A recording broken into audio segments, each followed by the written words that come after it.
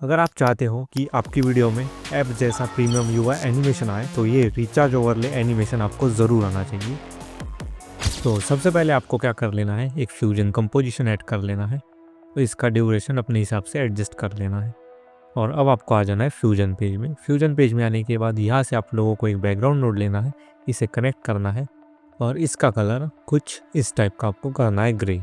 आप लोग अपने हिसाब से कलर सिलेक्ट कर सकते हो, मैं रख रहा हूँ इसे ग्रे।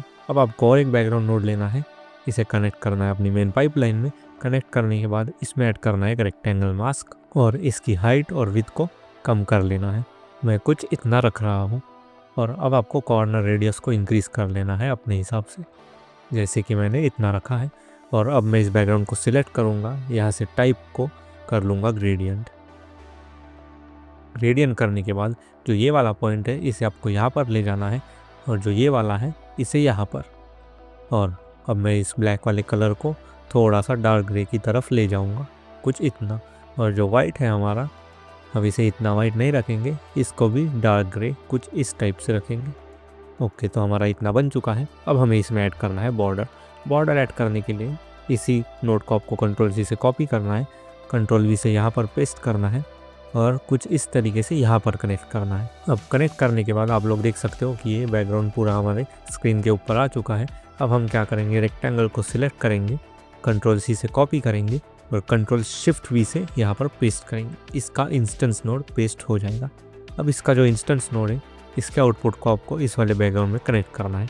कनेक्ट करने के बाद आप लोगों को सॉलिड के ऊपर राइट क्लिक करना है और यहाँ से इसे कर लेना है डी इंस्टेंस। सेम हमें बॉर्डर विड्थ के साथ भी करना है। और अब आपको सॉलिड को कर लेना है अनचेक। अनचेक करने के बाद बॉर्डर विड्थ को थोड़ा सा इंक्रीज़ कर लेना है। तो अगर आप देखोगे तो अभी यहाँ पर नज़र नहीं आएगी क्योंकि कलर्स सेम है।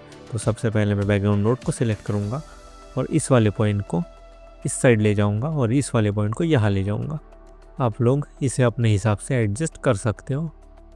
अब आपको यहाँ से एक टेक्स्ट नोड लेनी है और यहाँ पर कनेक्ट कर देना है अपने मेन पाइपलाइन में। कनेक्ट करने के बाद यहाँ पर लिखना है रिचार्ज और फ़ॉन्ट को सिलेक्ट कर लेना है और इसकी साइज़ को कम करके कुछ इस तरीके से आप लोगों को यहाँ पर इसे सेट कर लेना है। और मैं साइज़ को थोड़ा सा इंक्रीज़ कर लेता हूँ, कुछ इतना। तो मैं Ctrl+G से गाइड ऑन करूँगा ताकि मुझे समझ आए। हमारा स्क्वायर जो है वो बीच में है। गाइड्स को ऑफ कर देता हूँ और अब हमें क्या करना है, एक बार ऐड करना है। तो सबसे पहले मैं इन टेक्स्ट को यहाँ ले जाता हूँ थोड़ा सा दूर और यहाँ से एक बैकग्राउंड नोड लेता हूँ, उसे कनेक्ट कर देता हूँ हमारी मेन पाइपलाइन में।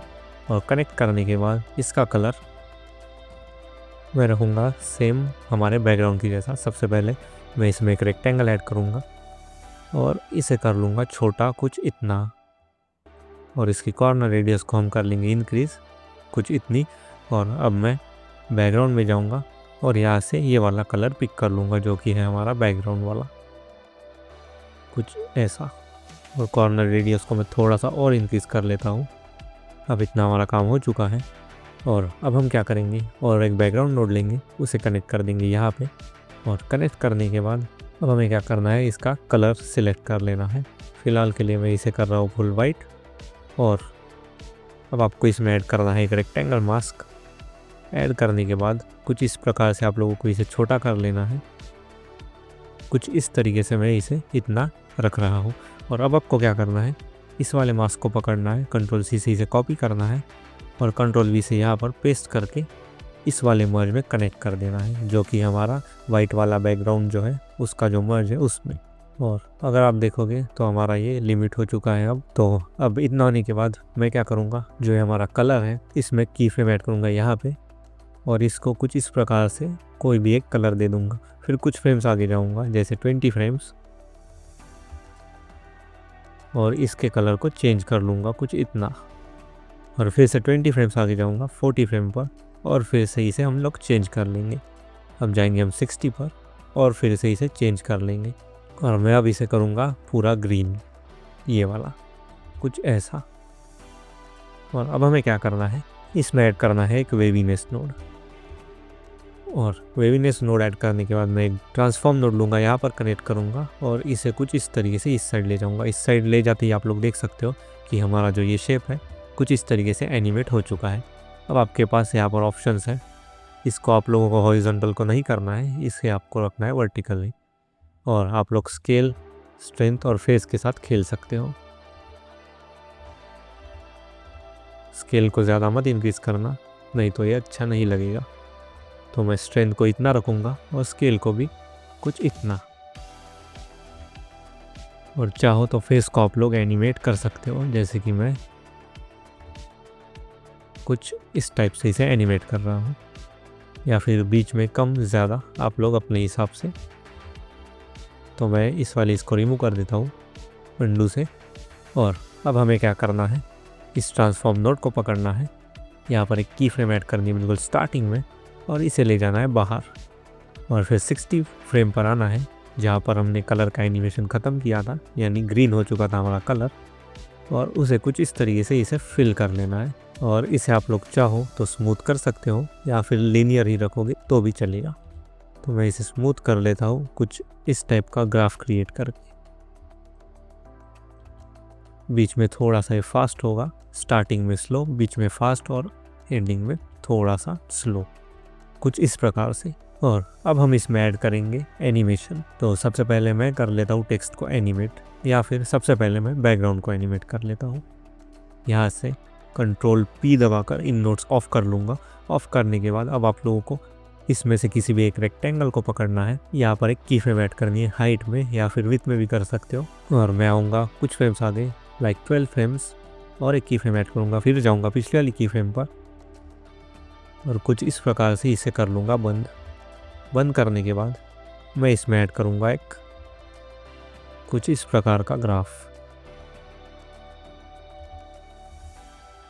तो हमारा इतना बन चुका है। अब हम क्या करेंगे, इस नोट को Ctrl+V से ऑन करेंगे, और यहाँ पर मैं एक एनिमेशन क्रिएट करूँगा जो जाएगा नीचे से ऊपर। तो यहाँ पर मैं एक ट्रांसफॉर्म नोड लूँगा, यहाँ पर कनेक्ट करूँगा। कनेक्ट करने के बाद कुछ यहाँ से मैं चाहता हूँ कि ये नीचे से ऊपर आए, तो एक की फ्रेम ऐड करूँगा, इसे ले जाऊँगा नीचे कुछ इतना, और कुछ फ्रेम्स आगे जाकर मैं इसे कर लूँगा अपने हिसाब से जहाँ पर ये था, कुछ ऐसा। और इसमें हम लोग ऐड करेंगे आउट क्यूबिक ग्राफ को।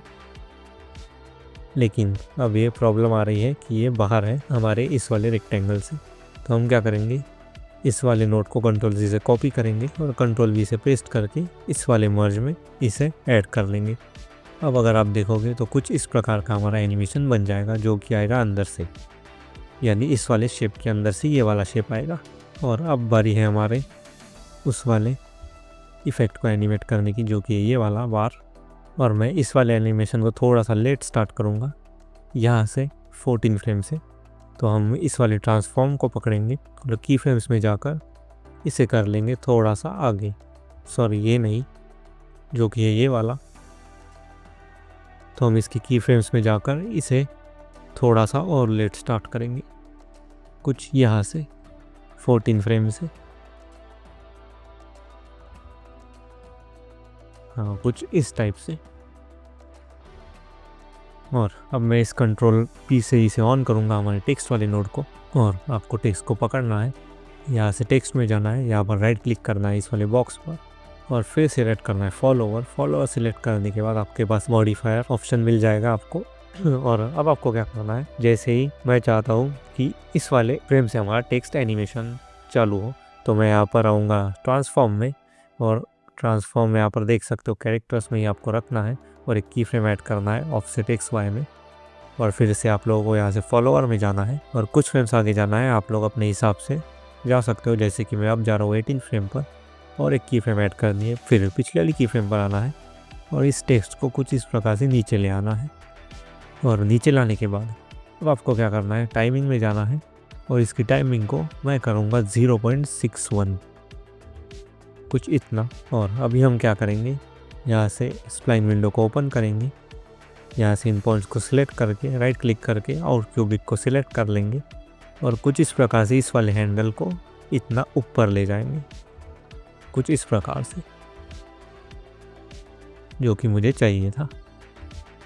और अब हम क्या करेंगे, इसी टेक्स्ट को पकड़ेंगे, मॉडिफायर्स में ही आपको रहना है, शेडिंग में आना है, और की फ्रेम ऐड करनी है एक ओपेसिटी में, और ओपेसिटी को कर देना है 0।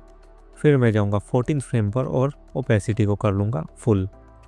तो कुछ इस तरीके का हमारा एनिमेशन बन जाएगा।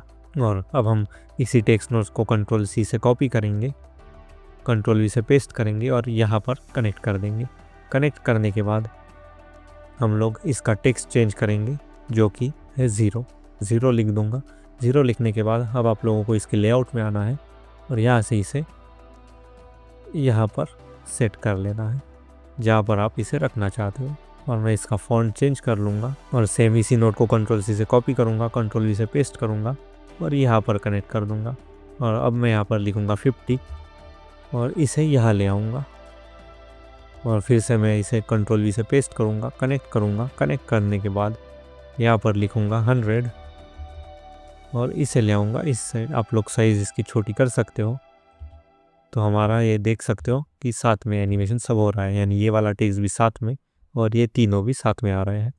मैं इनकी साइज़ को छोटा कर लेता हूँ थोड़ा सा, कुछ इतना। अब ये अच्छा लग रहा है और इसकी भी साइज़ को छोटा कर लेंगे हम और इस वाले टेक्स्ट को थोड़ा सा मैं इधर ले आता हूँ। इसको और अच्छा बनाने के लिए हम लोग इसमें ऐड करेंगे ग्लो। तो ये जो वेवीनेस वाली नोड है हमारी बैकग्राउंड के बाद हम यहाँ पर एक ग्लो ऐड करेंगे। कुछ ये वाला ग्लो को मैं थोड़ा सा ही कम करूँगा और सेम कंट्रोल सी से कॉपी करके यहाँ पर इन टेक्स्ट में हम लोग ऐड कर लेंगे ग्लो को। इन तीनों टेक्स्ट में अच्छा नहीं लग रहा तो मैं यहाँ से इन्हें डिलीट कर देता हूँ। सिर्फ रिचार्ज वाले टेक्स्ट में हम लोग इसे चाहो तो ड्रॉप शैडो ऐड करके देख सकते हो, लेकिन मैं ड्रॉप शैडो ऐड नहीं कर रहा हूँ। और अब हम इसमें ऐड करेंगे एक कैमरा शेक सबसे आगे, ये वाली नोड, और इसे कर देंगे यहाँ पर कनेक्ट। कनेक्ट करने के बाद इसकी स्पीड और स्ट्रेंथ को हम लोग कर लेंगे कम और एजेस में जाकर इसे कर लेंगे मिरर। तो अभी तक हमारा कुछ ये एनिमेशन बना है। और एक हम लोग ट्रांसफॉर्म नोड लेंगे, यहाँ पर कनेक्ट करेंगे, एक की फ्रेम ऐड करेंगे, इसको कर लेंगे इंक्रीज हमारी साइज़ को और एंड में आकर इसे कर लेंगे नॉर्मल। तो ये हमारा कुछ इस प्रकार से जूम आउट एनिमेशन क्रिएट होगा। तो ये वीडियो आप लोगों को कैसी लगी मुझे ज़रूर कमेंट में बताना। और चलिए मैं मिलता हूँ आप लोगों को इस वाली वीडियो में।